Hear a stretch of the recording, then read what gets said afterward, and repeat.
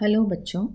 हम nuclear chemistry के बारे में पिछले दिनों बात कर रहे थे और उसी यूनिट को आगे बढ़ाते हुए अब हम रेडियो केमिस्ट्री के बारे में बात करेंगे।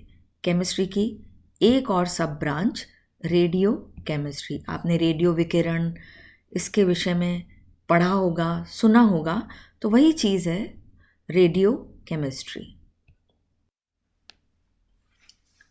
रेडियो केमिस्ट्री के विषय में जब हम बात कर रहे थे तो हमारे दिमाग में अचानक से एक ही बात आती है, मैडम मैरी क्यूरी और पेरी क्यूरी।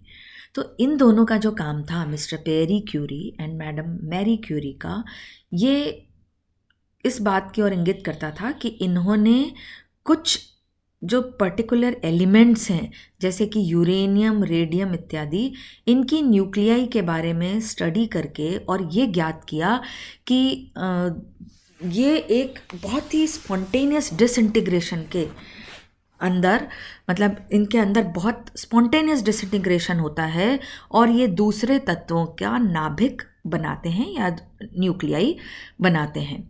और ये जो स्पॉन्टेनियस डीकॉम्पोजिशन होता है किसी भी एटॉमिक न्यूक्लियाई का, किसी भी परमाणु नाभिक का, तो ये कहलाता है रेडियो एक्टिव चेंज। मतलब इनके अंदर एक रेडियो एक्टिव चेंज आया है, क्योंकि हमेशा इस चेंज के बाद क्या होता है कि रेडिएशंस जो हैं उनका एमिशन होता है, उनका उत्सर्जन होता है। और ये जो रेडिएशंस हैं जो रेडियो एक्टिव सब्सटेंसेस के थ्रू एमिट होते हैं, उत्सर्जित होते हैं, इनको एक स्ट्रॉन्ग इलेक्ट्रिक फील्ड के थ्रू जब हमने पास किया तो देखा कि 3 तरह के पार्टिकल्स हमें प्राप्त होते हैं। तो स्ट्रॉन्ग इलेक्ट्रिक फील्ड लगाया और उसके अंदर से जब इन रेडिएशंस को हमने पास किया तो हमें 3 प्रकार के डिफरेंट पार्टिकल्स प्राप्त हुए। अब देखिए यहाँ पर इलेक्ट्रिक फील्ड लगाया हुआ है, ऊपर एक फोटोग्राफिक प्लेट रखी हुई है, नीचे हमने एक रेडियम का सॉल्ट, डायग्राम में देखिए नीचे रेडियम सॉल्ट हमने रखा है। और इसके थ्रू जब हमने रेडिएशंस को पास किया या इनका डिफ्लेक्शन हुआ स्ट्रॉन्ग फील्ड में, तो हम देखते हैं कि कुछ रेडिएशंस जो कि स्ट्रॉन्ग फील्ड की तरफ और नेगेटिव प्लेट की तरफ डाइवर्टेड हो रहे हैं, ये पॉजिटिवली चार्ज पार्टिकल्स हैं। और इन्हें हम क्या कहेंगे, मतलब नेगेटिव की तरफ कौन डिफ्लेक्ट होगा, पॉजिटिवली चार्ज पार्टिकल, तो इन्हें हम कहेंगे अल्फा पार्टिकल्स। दूसरा, जो रेडिएशंस पॉजिटिव प्लेट पार्ट की तरफ, पॉजिटिव साइड की तरफ डिफ्लेक्ट होंगे और वो नेगेटिव होंगे, उन्हें हम कहेंगे बीटा पार्टिकल्स। और जो तीसरी तरह की जो रेडिएशंस है, थर्ड टाइप ऑफ जो रेडिएशंस है, ये डिफ्लेक्टेड नहीं होती हैं, स्ट्रॉन्ग इलेक्ट्रिक फील्ड या मैग्नेटिक फील्ड अप्लाई कर दो तो भी डिफ्लेक्टेड नहीं होती हैं, तो ये न्यूट्रल होती हैं। और ये देखिए हमने सीधा इस डायग्राम में दिखाया हुआ है कि सीधा जो जा रहा है वो है न्यूट्रल वाली, और उन्हें हम कहते हैं गामा रेज। तो ये रेडियो एक्टिव रेडिएशंस का मैग्नेटिक या इलेक्ट्रिक फील्ड में डिफ्लेक्शन है, जिसे इस डायग्राम से हमने शो किया है। अब जो रेडियम की हम बात कर रहे थे, तो रेडियम ने क्या करा, 3 तरह के डिफरेंट रेडिएशंस एमिट किए। लेकिन कुछ और हमने जब दूसरे न्यूक्लियाई पर इसको अप्लाई किया तो 2 एडिशनल टाइप ऑफ रेडिएशंस भी हमें प्राप्त हुए, पॉजिट्रॉन्स और न्यूट्रॉन्स। तो अब इन रेडियो एक्टिव रेडिएशंस की प्रकृति और इनके गुण के विषय में अब हम विस्तार से चर्चा करेंगे। तो सबसे पहले हम लेते हैं अल्फा पार्टिकल्स। इनका जो मास है, द्रव्यमान है, वो 4 AMU है। चार्ज जो है इनका +2 है और इन्हें हम हीलियम न्यूक्लियाई भी कह सकते हैं, और इसे हम 4He2 से भी डिनोट करते हैं, या हम इसे अल्फा से भी डिनोट कर सकते हैं। इनकी जो वेलोसिटी, इनका जो वेग है, वो लगभग 30,000 किलोमीटर प्रति घंटा है। इनका मोमेंटम, संवेग अधिक होता है, पर जो इनकी पेनिट्रेटिंग पावर है, वो क्षमता इनकी कम होती है। ये एक पेपर की शीट या एल्यूमिनियम फॉइल जो बहुत कम मिलीमीटर का हो, उसके द्वारा भी हम इनको रोक सकते हैं। अब ये देखिए, स्पॉन्टेनियस डिसइंटीग्रेशन हुआ है रेडियम न्यूक्लियस का, तो रेडियम कन्वर्ट हो गया है आप देखिए 88 से 86 हो गया इधर, और उधर 4 AMU का जो अंतर आया है 226 से 222 हो गया, रेडॉन में कन्वर्ट हो गया, और साथ में अल्फा पार्टिकल्स रिलीज हुए हैं।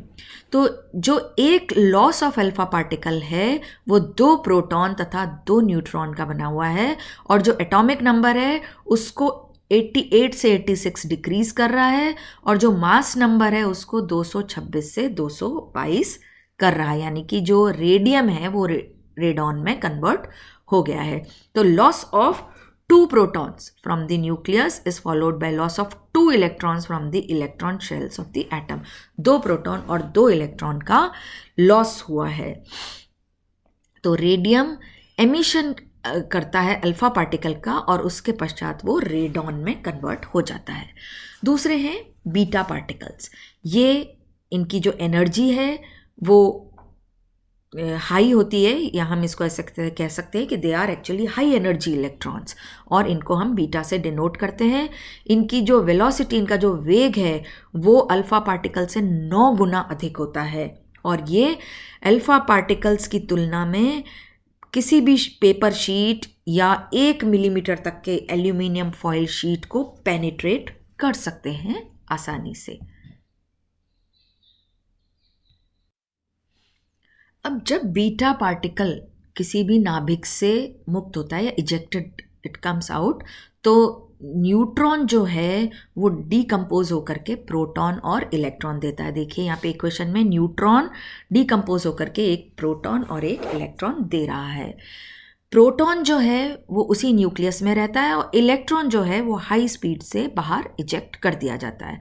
तो इस प्रकार नाभिक में जो है वो पॉजिटिव चार्ज बढ़ जाता है, और क्योंकि इलेक्ट्रॉन का मास कम है तो जो मास नंबर है वो उस पर कोई प्रभाव नहीं पड़ता है, उसमें कोई बढ़त नहीं होती है।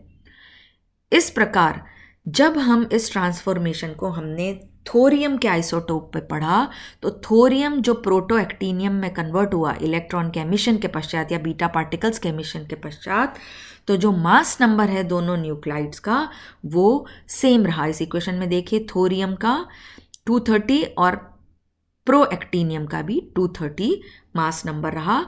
तो thorium has got converted into proto actinium after emission of beta particle. Next gamma radiation से gamma particles. Gamma radiations basically alpha particles, beta particles and gamma radiations. इनकी जो ऊर्जा है बहुत अधिक होती है। इलेक्ट्रोमैग्नेटिक रेडिएशंस होते हैं ये, और इनकी ऊर्जा बहुत अधिक होती है।